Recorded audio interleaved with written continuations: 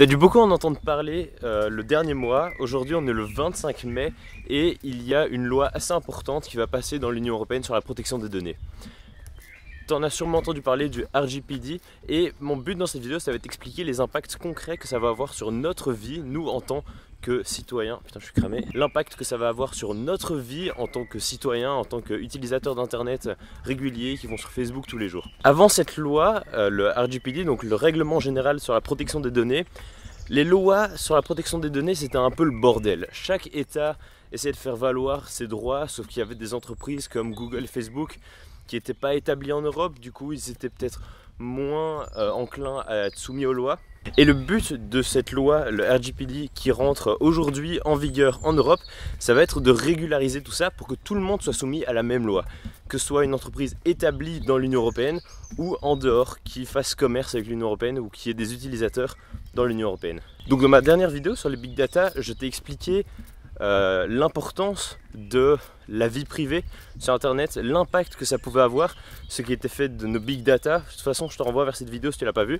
Donc j'ai été lire tout ce texte de loi qui est assez long et c'est assez chiant à lire, et j'en ai tiré les articles qui étaient les plus intéressants selon moi, ou en tout cas j'en ai tiré les articles dont nous ressentirons vraiment concrètement l'impact sur nos vies. Tout d'abord il y a par exemple l'article 7 qui parle du consentement. Ces entreprises doivent clairement dire ce qu'elles vont faire de nos données et on doit clairement dire oui, on doit clairement donner notre consentement pour qu'ils les utilisent. Donc normalement, a priori, fini toutes les entourloupes, des petites lignes cachées dans les conditions générales d'utilisation. Donc évidemment, ce ne sera pas mis en gros sous notre nez, mais si je lis mot pour mot ce qui est marqué dans l'article, il y a marqué: la demande de consentement est présentée sous une forme qui la distingue clairement de ces autres questions, sous une forme compréhensible et aisément accessible et formulée en des termes clairs et simples. Et donc l'article 12 rejoint un petit peu cet article-là qui parle de la transparence. Donc il doit clairement nous être dit ce qui va en être fait de nos données. On ne doit pas donner notre consentement pour des choses dont nous ne sommes pas au courant. Donc évidemment pour nous comme ça, dit comme ça peut nous paraître logique qu'on ne peut pas faire n'importe quoi avec nos données, sauf que avant ça, eh ben, c'était pas du tout régulé tout ça. Ensuite l'article 17 qui est un des plus importants selon moi, c'est le droit à l'effacement. C'est-à-dire que dès que l'entreprise n'a plus besoin des données qu'on lui a fournies, dès qu'ils ont fini de les utiliser, ce pourquoi on avait consenti, ils sont obligés de les supprimer et de s'en débarrasser. Ou ils ne peuvent pas utiliser nos données à des fins illégales.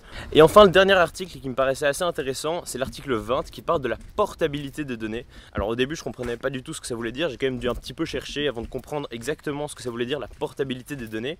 Mais en fait c'est tout con, ça veut dire que toutes les informations que tu as données à Facebook par exemple, tu as le droit de les avoir en retour, de savoir ce qu'ils ont exactement comme données sur toi et de les transférer à une autre entité, par exemple à Google.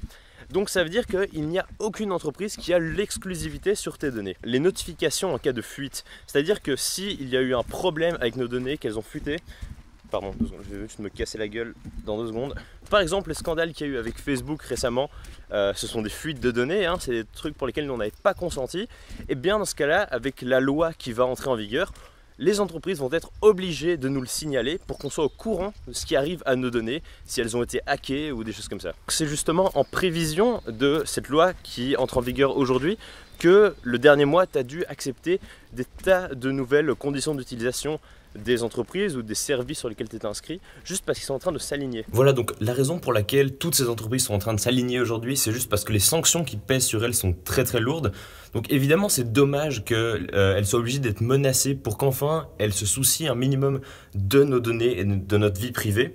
Mais quelque part c'est normal parce que ça va coûter tellement de temps et d'argent aux entreprises, ça va leur causer tellement de difficultés ces nouvelles lois, que c'est normal qu'il fallait une obligation et des sanctions économiques qui pèsent pour que ça ait de l'impact. C'est encore impossible de mesurer les impacts que de telles lois vont avoir, mais maintenant ce sera à voir en fonction des entreprises qui décident d'épouser ces lois et d'épouser ce changement, de celles qui essaieront de continuer à la détourner et de passer entre les mailles du filet. Dans tous les cas, seul le temps nous dira quel effet ça aura. Et puis de manière générale, seules les personnes qui s'intéressent un minimum à leur vie privée sur internet remarqueront des changements et un réel impact. Ceux qui n'en avaient rien à foutre ne remarqueront sûrement aucun changement et c'est tant mieux pour eux.